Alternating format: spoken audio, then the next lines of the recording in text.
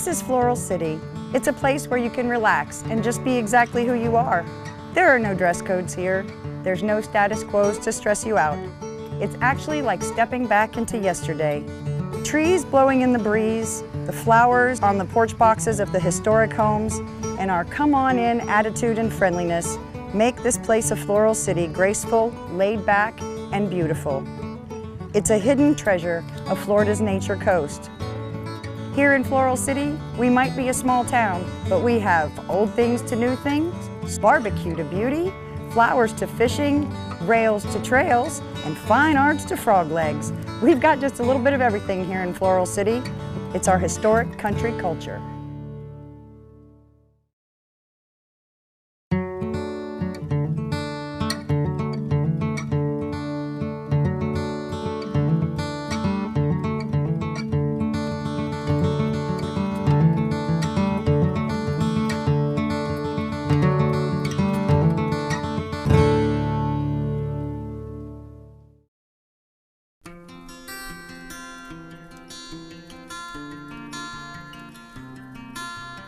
Live oaks, Quercus virginiana, can live for hundreds of years, reaching a height of 50 feet or more and a crown width that is even greater than their height.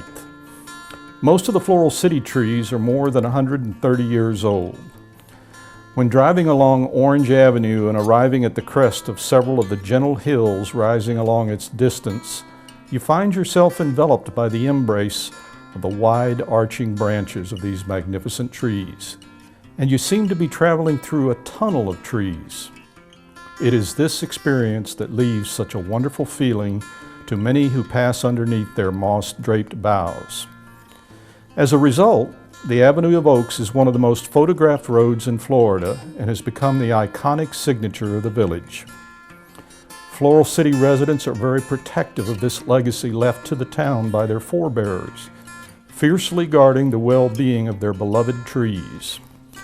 Due to this vigilance, the trees along Orange Avenue and Aroostook Way were placed on the National Register of Historic Places in 1993 and form the basis for the National Floral City Historic District.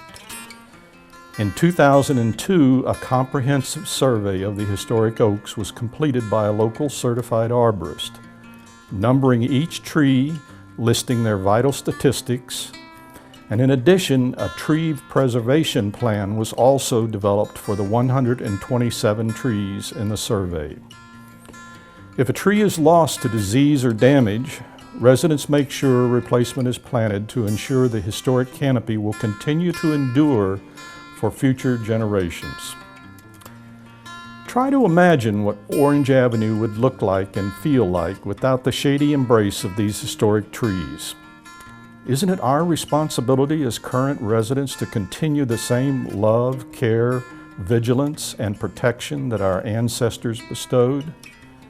That's how we enjoy today this wonderful gift left to us, and hopefully we will leave to those who follow us, allowing the Avenue of Oaks to live on.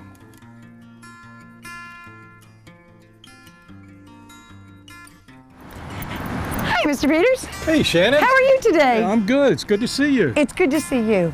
I hear we're going to take a trip today. I hope so. All right. Got a lot of pretty oak trees. We sure do. Well, friends, I think maybe you'd like to join us today. We've got quite a show for you. Mr. Peters and I are going to take a walk down the avenue. We're going to show you our beautiful Avenue of the Oaks, what they were before, what they are now, and hopefully what they'll continue to be in the future. So stay tuned and come on along with us. It's going to be a fun day.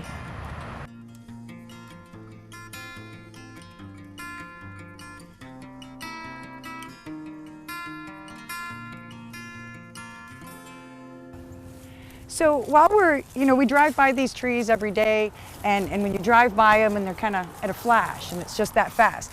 But these trees, when you stop and you're next to them, it gives it a different perspective on the size of them. Absolutely, Shannon. These are the granddaddy of the oak trees.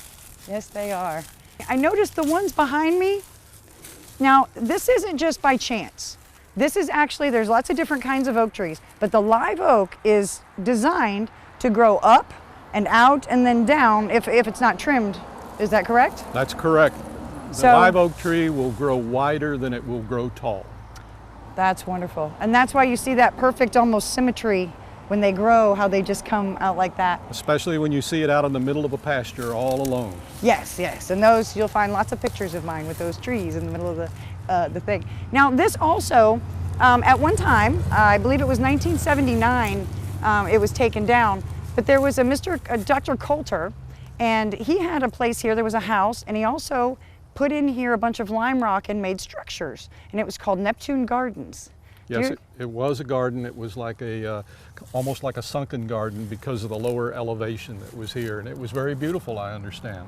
Yes, and as we stand here also, what we're looking at would have been the back of what we now know was Cho-Ili-Ha-Jo, which was a Seminole Indian village here in the late 1700s, early 1800s? No, the 1830s was when Cho-Ili-Ha-Jo was here, and it was located just beyond the Baptist church. Right, so we drive by here and you see all this stuff, and you just never know what it was for or what might have been there previously.